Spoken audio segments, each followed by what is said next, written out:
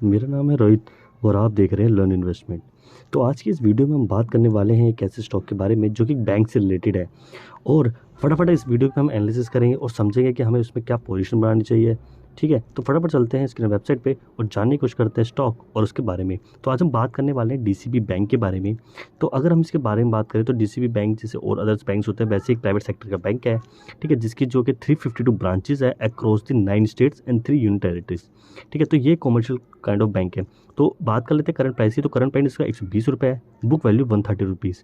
तो यानी कि अपनी बुक वैल्यू से ऑलरेडी में 120 रुपीज़ में मिल रहा है, यानी कि इसके अंदर पोटेंशियल दिखाई भी देता है कि ये इतने प्राइस तक तो जा ही सकता है। बात करें मार्केट कैप की तो 3000 करोड़ प्लस की कंपनी है, यानी कि आप ऑलमोस्ट कह सकते हो ऑलमोस्ट 4000 करोड़ की कंपनी यहाँ पे नजर आती है।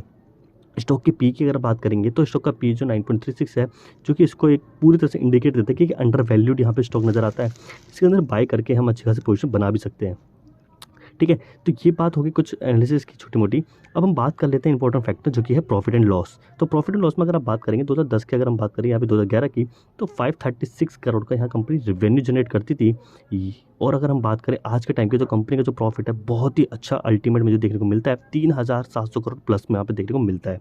ठीक है, तो यहाँ पे जो रेवेन्यू है बहुत ही अच्छा कंपनी कंटिन्यूसली ग्रोथ कर रही है, चाहे वो लॉकडाउन का पीरियड हुआ हो, चाहे वो मार्केट का नॉर्मल टाइम रहा हो, कंपनी ने हमेशा ही एक ग्रोथ दिखाई है इन टर्म्स ऑफ रेवेन्यू। अगर हम बात करें नेट प्रॉफिट तो कंपनी के पास यहाँ पे ऑल टाइम हाई के एक नेट प्रॉफिट देखने को मिलता है। तो यानी कि यहाँ पे एक पोटेंशियल नजर आ सकता है कि कंपनी जिस प्राइस पर ट्रेड कर रहा है हमें वहाँ पे एक ब्रेकआउट देखने को मिल भी सकता है। ओके, तो ये हो गया 400 करोड़ का नेट प्रॉफिट जो कि ऑल टाइम हाई है। कंपनी ने ऐसा प्रॉफिट कभी बना के नहीं दिया है।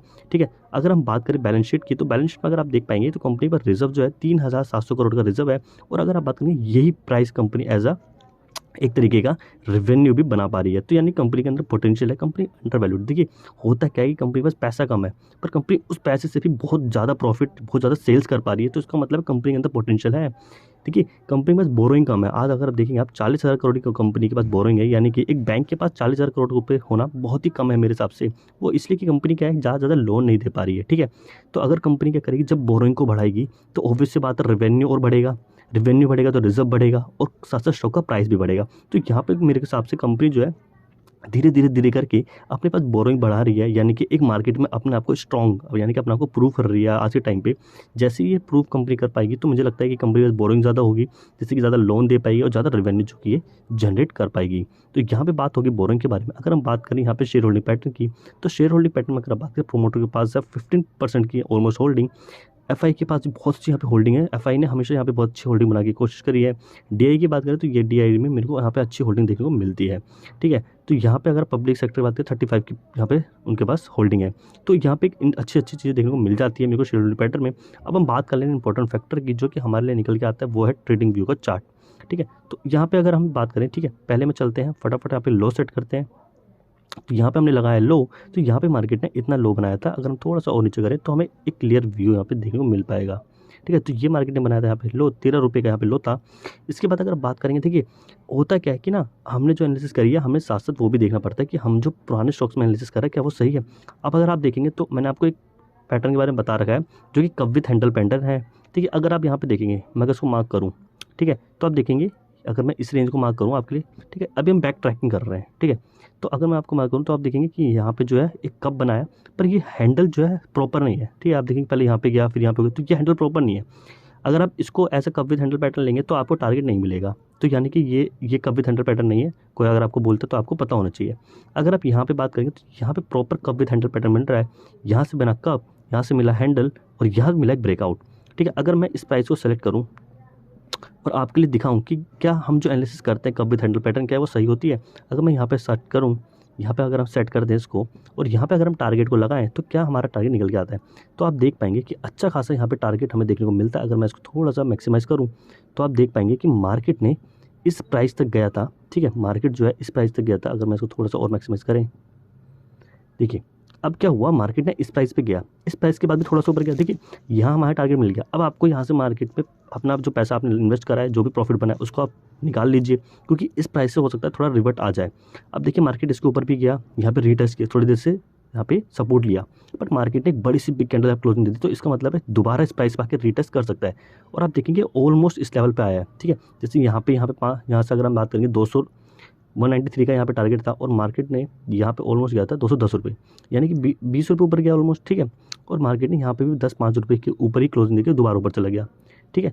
अब आपको क्या करना चाहिए, जैसे हमारा टारगेट मिल गया, यहाँ पे आप सारा स्टॉक को बेच दीजिए, अपना प्रॉफिट निकाल लीजिए। अब आप दोबारा मार्केट ढूंढने की कोशिश करिए कि क्या कोई पैटर्न देखने को मिल रहा है। तो अब अगर आप देखेंगे यहाँ पे, तो यहाँ पे मार्केट ने एक शोल्डर, एक हेड और एक shoulder, head and shoulder kind of pattern यहाँ पे मार्केट ने बना के दिया था। तो आप यहाँ पे भी अच्छी खासी बाइंग भी कर सकते हैं। तो ये छोटी छोटी एनालिसिस होते हैं जो छोटे छोटे आपको ध्यान देना चाहिए।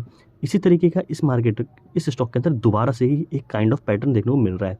तो अगर जैसे ही पैटर्न देखने को मिलेगा, तो मेरे को लगता है ये पैटर्न जो हम हैं जिस स्टॉक के बारे में और स्टॉक के बारे में बात कर रहे हैं, तो ये जो पैटर्न जो देखने को मिल रहा है ना, ये बहुत ही लाजवाब है। क्यों? क्योंकि ना ये बहुत ही शॉर्ट टर्म में आपको बहुत बड़े टारगेट देगा, ठीक है। और अगर हम बात करें ये अगर आप देखेंगे, अगर मैं यहाँ पे जाऊँ, ये हॉरिजॉन्टल लाइन को ले लेते हैं और यहाँ पे हॉरिजॉन्टल लाइन को सिलेक्ट कर लेते हैं, तो आप देखेंगे ये मार्केट ने बनाया शोल्डर, ये बनाया एक हेड और ये बनाया छोटा शोल्डर। अब मैं आपके लिए जाता हूँ, एक ब्रश ले लेते हैं यहाँ से और हम छोटी सी, ठीक है, सेलेक्ट करने की कोशिश करते हैं। तो ये बनाया मार्केट ने शोल्डर, ये बनाया मार्केट ने एक हेड और ये बनाया एक शोल्डर। तो यहाँ पे जो स्टॉक ने बहुत ही बढ़िया यहाँ पे पैटर्न बनाया और जिसका एक 1 वीक पे एक ब्रेकआउट दे दिया है। ब्रेकआउट देने से हमें मिलती है कन्फर्मेशन कि हमें इसमें बाय करना चाहिए कि क्या करना चाहिए। तो यहाँ पे कन्फर्मेशन भी मिल चुकी है मार्केट की तरफ से। तो अगर हम बात करें टारगेट की, तो यहाँ लो से बनाया हाई और हमने यहाँ पर सेट किया, ठीक है। मैं इसको फिलहाल के लिए हटा के यहाँ पर लगा देता हूँ, तो जिससे कि आपको अपना टारगेट समझ में आ पाएगा। इसको थोड़ा सा और ऊपर ले लेते हैं, ठीक है। तो यहाँ है 162 रुपीज़ पे हमारा टारगेट। तो अगर हम करंट प्राइस से बात करें, करंट प्राइस से भैया हमें कितना हमें गेन देखने को मिल जाता है, तो मेरे को लगता है कि यहाँ से करंट प्राइस से हमें मिलता है 34.869 का, यानी कि ऑलमोस्ट 35% का गेन।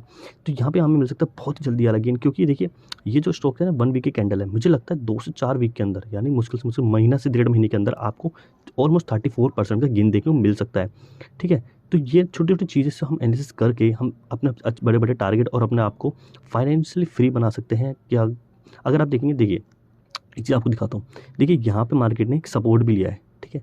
यहाँ पे मार्केट ने नीचे गया, फेक ब्रेकडाउन दिया, फेक काइंड ऑफ, दोबारा मार्केट रिटेस्ट करके ऊपर चला गया, फिर मार्केट ने यहाँ पे सपोर्ट लिया। तो यानी कि एक अच्छा लेवल है, यहाँ पे मार्केट आ सकता है और दोबारा यहाँ से नीचे जा सकता है।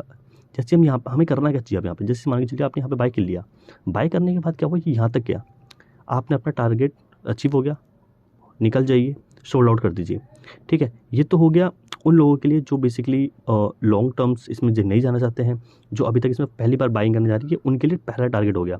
देखिए जब स्टॉक मेरे हिसाब से क्या करना चाहिए, जैसे देखिए कि इसने ना ऑल टाइम हाई जो प्रॉफिट दिया है, तो मेरे को लगता है जब जो प्रॉफिट है वो ऑल टाइम हाई है, तो स्टॉक का प्राइस भी ऑल टाइम हाई बिल्कुल जाएगा, ठीक है। क्योंकि इसमें नए नए इन्वेस्टर्स, नए नए जो लोग हैं वो इसमें, ठीक है, आएंगे और इसमें नई नई इन्वेस्टमेंट्स करेंगे। तो इसी काइंड ऑफ लाइक मेरे को ये लगता है, ये एनालिसिस मेरे को देखने को मिलती है कि मेरा तो पहला टारगेट होगा वो ये होगा, मैं यहाँ पे इसको अचीव करूँगा और कुछ स्टॉक्स को यहाँ पे बेच दूंगा। फिर बचे हुए स्टॉक्स जो मेरे हैं जिनमें मेरा प्रॉफिट ज़्यादा नहीं है, यानी मान के चलिए अगर मैं यहाँ पे कुछ स्टॉक 50 पे स्टॉक्स बाय करता हूँ और आपको मान के चलिए आपने 30 यहाँ पे सेल कर दिया, तो 20 को आप यहाँ पे रीटेस्ट यहाँ पे ले जा सकते हैं और यहाँ तक हमारा अल्टीमेट 100% का गेन, यानी कि ऑलमोस्ट 1.1%, यानी कि ऑलमोस्ट 100% तक का गेन यहाँ पे देखने को मिल सकता है। तो ये वीडियो इसीलिए होती है कि आपको मैं फाइनेंशियली हर चीज़ सिखा सकूँ।